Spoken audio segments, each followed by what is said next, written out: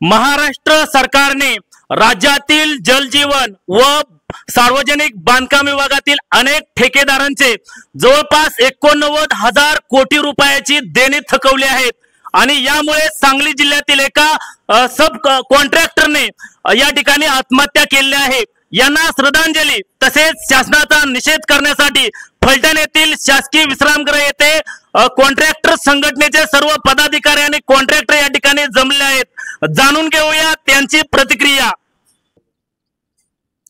आमचे कॉन्ट्रॅक्टर मित्र हर्षल पाटील यांनी आपले बिल न मिळाल्यामुळे अत्यंत वेदनादायक निर्णय त्यांच्याकडून घेण्यात आला आणि त्यांच्या आत्महत्या केली।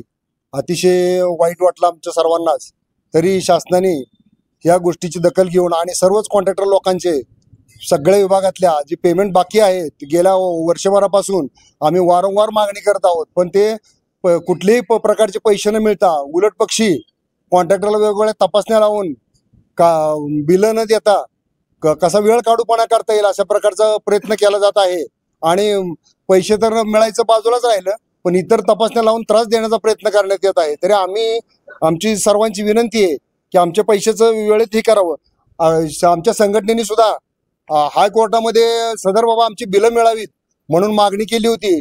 तर 3-4 वेळा आमची संघटना ज्यावेळेस कोर्टामध्ये गेली तर कोर्टाने एक वेळ संघटनेला दंड केला आणि बाबा तुम्ही आमच्या कोर्टाचा वेळ खातात आणि तुम्ही अजिबात पैसे मागायला इकडे येऊ नका।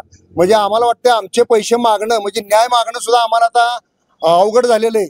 तरी ह्या बाबींचा गांभीर्यपणे विचार करून आम्हाला न्याय द्यावा आणि आमचे पैसे लोकांनी सीसी आणि कर्ज काढून पैसे घेतलेले आहेत 50-60 हजार रुपये, लाख 2-2 लाख रुपये दर महिन्याला बँकेची व्याज आम्ही भरतोय। सर्व बाबींचा विचार करून शासनाने हे करावं आणि मंत्र्यांनी सुद्धा परवा 1-2 जणांनी हे केलं की हे सब कॉन्ट्रॅक्ट होते, आम्ही त्यांनी माहिती काढली आणि असं म्हणतात तसं नाही। तुम्ही आज त्या कुटुंबाबरोबर आज तो बीई सिव्हिल झालेला 35 वर्षाचा मुलगा आहे, भविष्य घडवण्यासाठी राष्ट्राची सेवा करण्यासाठी आज तो उतरलेला आहे इथं तुमच्या। त्यांनी अतिशय चांगल्या प्रकारची कामं केलेली आहेत। तुम्ही हे कुठलीही गोष्ट न बघता तो आमच्याकडे कॉन्ट्रॅक्टर नव्हता किंवा ते सब कॉन्ट्रॅक्ट केला आम्हाला माहित नाही, आमच्याकडे काय रेकॉर्ड नाही, ह्या गोष्टी नसता तुम्ही त्या कुटुंबाला आधार देण्याचं काम करावं असं आमची अपेक्षा होती, पण तुम्ही वेगळ्या पद्धतीने क्रिएट झाला। अतिशय वाईट वाटलं आमच्या संघटनेला।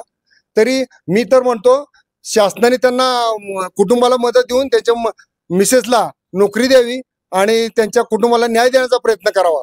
तसेच जलजीवनच्या इतर तपासण्या किंवा इतर जे काय गोष्टी आहेत ह्या सगळ्या बंद करून कुठल्याही प्रकारचा दंड न करता कॉन्ट्रॅक्टरला आहे ही बिलं पटपट देऊन सगळं विषय हे करावा।